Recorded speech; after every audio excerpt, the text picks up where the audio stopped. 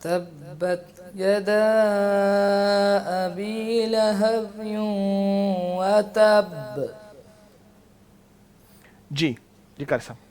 لہبیوا، یہاں پہ ادغام یرملون اس کو کہتے ہیں کہ جب تنوین کے بعد یعنی دو زبر دو زیر دو پیش کے بعد یا نون ساکن جزم والا نون اس کے بعد آگے حروف یرملون یا را میم لام واو نون ان میں سے کوئی بھی رفع آ جائے تو اس کو ملا کے پڑھتے ہیں اس کو آگے. ٹھیک ہے. تو ان میں سے لام اور را اگر اس کے ساتھ ملائیں تو غنہ نہیں کریں گے.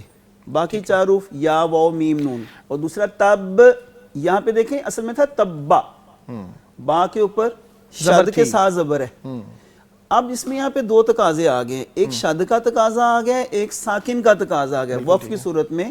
اب با چونکہ حروف قلقلہ میں سے ہے ہم نے اس کو ساکن حالت میں قلقلہ کرنا ہے. صحیح. وہ ساتھ شد بھی ہے.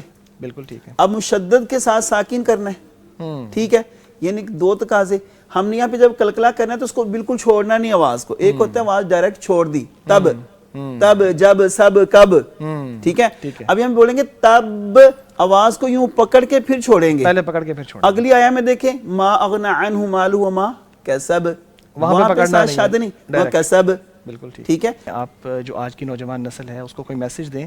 بہت چارمنگ لگتا ہے یہ جو ٹی وی پہ نظر آنے والے لوگ اور یہ والی انڈسٹری. بہت سارے لوگ جو ہیں اپنا مشن بنا کے بیٹھے ہیں، گول بنا کے بیٹھے ہیں کہ ہم نے اس میں جانا ہے، یہ کرنا ہے. کوئی میسج دیجیے.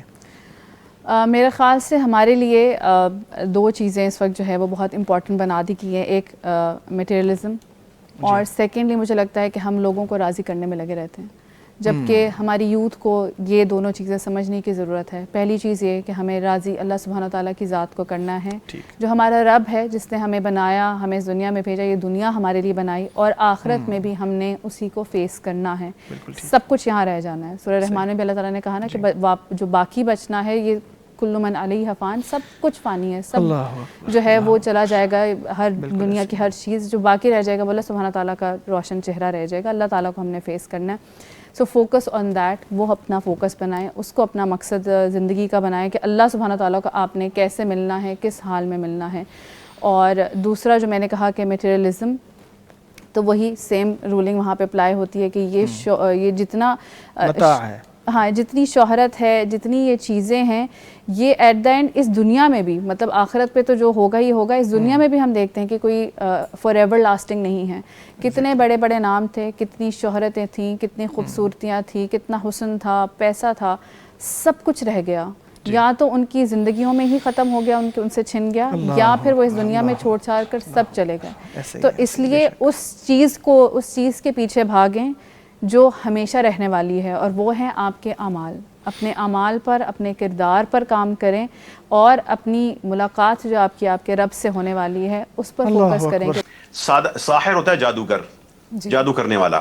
بتائیے آپ کے سامنے ایک ہی جملہ 3 دفعہ لکھا ہوا ہے لیکن اس میں فرق ڈالا گیا ہے. بتائیے ہادہ ساحر کا مطلب کیا ہوگا؟ یہ جادوگر ہے.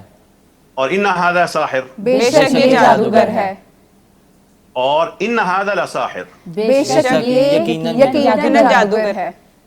بالکل ٹھیک. اب آپ نے خود بخود دیکھیں عربی میں ہی آپ فرق سمجھ رہے ہیں. عربی ہے ہی بڑی پیاری، بہت ہی آسان، بہت ہی میٹھی. اس کو اگر صحیح طریقے سے استعمال کیا جائے اس کے فرق آپ سمجھ جائیں گے. ہم ایک ایسی امت ہے جو یہ سوچتے ہیں کہ قرآن ہم نہیں سمجھ سکتے، ہمیں ترجمہ پڑھنا ہوگا. نکل آئیے اس نفسیات سے. یہ ایک پورے کا پورا نفسیات کو بدلنے کی بات ہے. یہ ایک کتاب نہیں ہے، یہ ایک نظام ہے. یہ وہ نظام ہے جو قرآن کو سمجھنے سے ایسے افراد جو یقین کا شکار ہیں کہ ہم نہیں سمجھ سکتے، ان کے لیے امید کی کرن ہے کہ آپ سمجھیں گے، خود سمجھیں گے، براہ راست سمجھیں گے. اس لیے کہ اللہ کی اپنی کتاب میں ایسا نظام موجود ہے اجمیوں کے لیے کہ آؤ مجھے قرآن کریم کو براہ راست عربی میں سمجھ لو. اس لیے کہ اللہ نے اپنی کتاب کی بنیادیں آپ کی زبان میں رکھ دی ہیں. یہ آپ کا یہ وقت ہے کہ اپنے گھروں میں حلقے بنا لیں، گلی میں، مسجد میں، دفتر میں، کہیں بھی 5 منٹ کے لیے، 10 منٹ کے لیے، 15 منٹ کے لیے، دوست، کلاس فیلو، رشتہ دار. ہمیں عزت قرآن سے ملی تھی، ہم ذلت کی پستی میں قرآن چھوڑنے کی وجہ سے گئے تھے.